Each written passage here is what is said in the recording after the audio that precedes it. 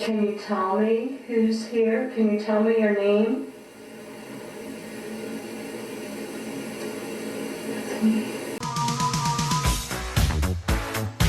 We're the Greater Texas Paranormal Society. This is the founder and lead investigator, Deborah Maxfield, and I'm Harry Maxfield. And we've been doing this officially since 2012. In that chair, right in there? that chair, yeah. This is where he's sitting in this chair. Well, let's see if it does it now. Deb and I formed the group around 2012, so we founded the group together. She's the lead investigator, so she heads up the investigations, and she's pretty much the face of the group. She does the client contact and things like that. I take care of all the equipment and stuff like that as tech manager. I do all of the research, whether it's historical background on the sites, on the families involved, anything like that. We originally formed the group in New Jersey, and then as we started dating and doing day trips and just drives and stuff like that, it was always look for some place that's haunted. Where can we go that it's haunted? You know, whether we stay overnight, whether we just visit it. And after a while, it's like she wanted to do more because you can only do so much of that. So I said, well, then why don't we form a group and actually start investigating as a activity? So that's what we did. I did go on one investigation with them as a guest. I like them because they're very rational. They will tell you if something is, you know, that they'll explore all rational options, logical options, before they say, yeah, this is something we can't explain. Debbie and Harry are dedicated to the truth of it. They're not going to tell you something's here if something's not there. So there's no money involved. It's just they want to tell you they got something or they didn't. And just because we didn't get anything doesn't mean there's nothing there, that you're not experiencing something. It just didn't come out for us. You know, you see these poltergeist videos sometimes, and it's like, I can't tell if that's real or not, if that's strings pulling, but, you know, if there are real ones out there like that, I'm all for it. But, you know, most people are going to say, oh, that's fake, that's fake, that's fake.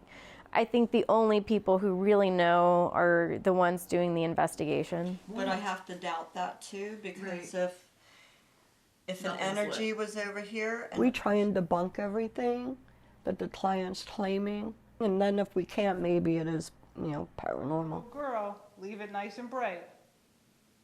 If it's somebody else, turn it off. If I could help people understand, you know, if we go out to their house for, you know, to do an investigation, that way if we capture anything, you know, I just want to make them understand, like, you're not getting hurt, you know. Usually, if it's a private house investigation, mostly it's who they are, why they're there, if there's a message they want me to give to the homeowners. Did we lose you somewhere? Did you leave?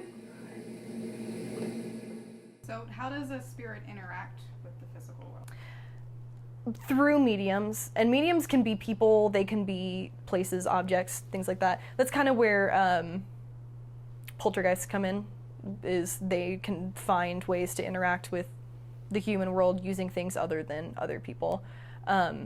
A lot of it has to do with emotional energy, magnetic energy, things like that.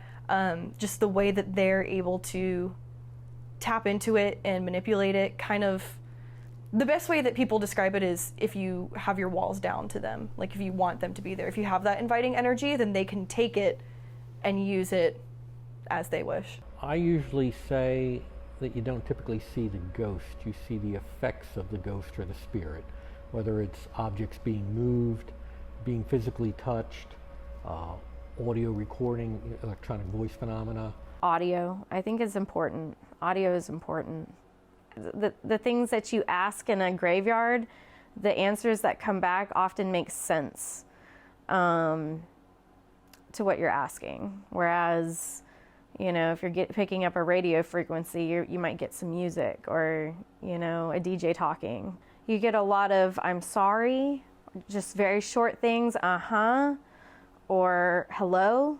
People are only going to want to believe what they want to believe. Like, and I've come to terms with that. People are going to think that I'm crazy, but I can't control how they think. I can't control how my words come across to them. It's really one of the things where it's like you have to experience it to believe it. I was really close to my mom's dad, and he passed away. And my grandfather came to me just to see, if I was okay and stuff. And I had like a little table chair set, and he sat down on one of the chairs. I sat on his lap. And the next morning I told my mom, I said, I saw Grandpa last night. She's like, you did? Like, where? I said, in my room. And I told her everything, because she believed too, because I used to go out investigating with my mother, when I was like 14. And so that's how I got into it.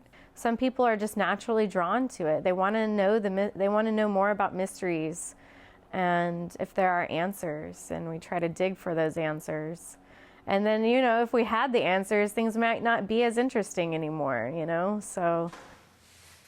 Turn it all the way off if you get a chance, sir. I greatly appreciate it.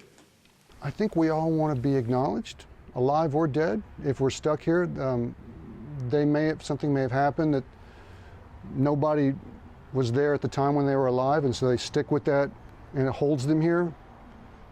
But I find that once they can tell their story, it can release that energy that holds them here, and it's a lot easier for them to pass over.